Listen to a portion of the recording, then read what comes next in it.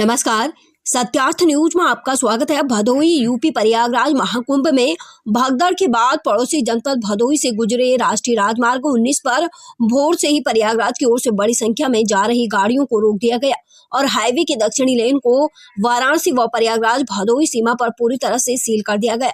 भदोही में 42 किमी की दूरी में हाईवे किनारे बनाए गए 5 होल्डिंग एरिया में श्रद्धालुओं और वाहनों को रोक दिया गया। होल्डिंग एरिया में श्रद्धालुओं के लिए बुनियादी जरूरत के साथ भोजन इत्यादि की व्यवस्था भी प्रशासन द्वारा उपलब्ध कराई गई। वहीं करीब 16 घंटे बाद शाम करीब 7:30 बजे भदोही प्रयागराज सीमा उंज में एडीजी जोन वाराणसी पीयूष मोडरिया, जिलाधिकारी विशाल सिंह व एसपी अभिमन्यु मांगलिक पहुंचे। उसके बाद प्रयागराज से समन्वय स्थापित होने के बाद गाड़ियों को प्रयागराज की ओर रवाना किया जाने लगा। एडीजी जोन वाराणसी पीयूष मोडरिया ने बताया कि ट्रैफिक कंट्रोल के लिए होल्डिंग्स एरिया में वाहनों को रोका गया था। स्थिति सामान्य होने की सूचना के बाद धीरे धीरे कर गाड़ियों को छोड़ा जा रहा है। आगे जिस तरह की स्थिति रहेगी इस हिसाब से कंट्रोल और अन्य व्यवस्थाएं सुनिश्चित की जाएंगी। वहीं जिलाधिकारी विशाल सिंह ने बताया, जनपद में रात्रि 2 बजे के करीब प्रयागराज में भगदड़ की सूचना मिली। इसके बाद से तत्काल जनपद सीमाओं पर प्रयागराज की ओर से जा रही लेन को सील कर दिया गया। पूर्व से निर्धारित 5-6 होल्डिंग एरियाज में वाहन व श्रद्धालुओं का ठहराव कराया गया। उनके लिए नाश्ता व खाने पीने की व्यवस्था सुनिश्चित कराई गई। अभी प्रयागराज की ओर से वाहनों का संचालन शुरू कर दिया गया है। आगे जिस तरह की स्थिति रहेगी उस हिसाब से कार्रवाई सुनिश्चित की जाएगी। वहीं वाहन छोड़े जाने पर श्रद्धालु राहत की सांस लेते नजर आए।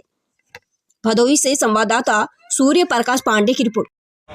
सुबह 2 बजे हमारे एसपी साहब के पास फोन आया इस बारे में कि प्रयागराज में ज़्यादा हो रही है और हम लोगों को अपने यहाँ पे होल्डिंग एरिया का जो प्लान है उसको सक्रिय करना पड़ेगा। होल्डिंग एरिया की प्लानिंग हम लोगों ने 5 जगह पर कर रखी थी और सारी तैयारी पहले से थी। टॉयलेट वगैरह बन चुके थे, वहाँ पर लोगों को रहने की व्यवस्था सब करी गई थी और 5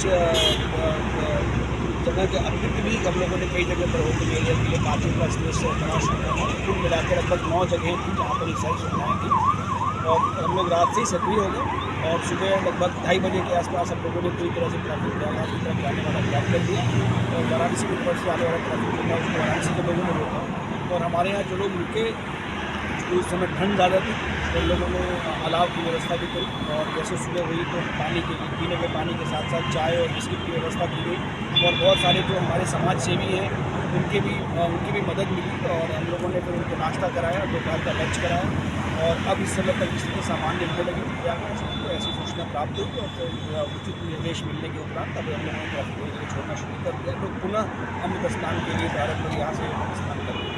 आगे सर और किस तरह का ख्याल रखा जाएगा? ये जो व्यवस्था है होल्डिंग एरिया की हम लोग के लिए अनवरत जारी रहेगी जब तक महाकुंभ चलेगा और वहाँ पर अगर भीड़ का दबाव बढ़ता है तो तत्काल अपने यहाँ पर व्यवस्था लागू करेंगे और लोगों को सुविधापूर्वक और सभी सुविधा के साथ हम उनको यहाँ रोकेंगे और यात्री और श्रद्धालुओं को किसी प्रकार की परेशानी ना हो पाए इसका ध्यान रखेंगे, सुरक्षा का ध्यान रखेंगे और यहाँ के जो हमारे भदोही के निवासी हैं वो बहुत बढ़ चढ़ कर इसमें हिस्सा ले रहे हैं और हम लोगों की सेवा करके वो यहाँ करके उनको हम लोग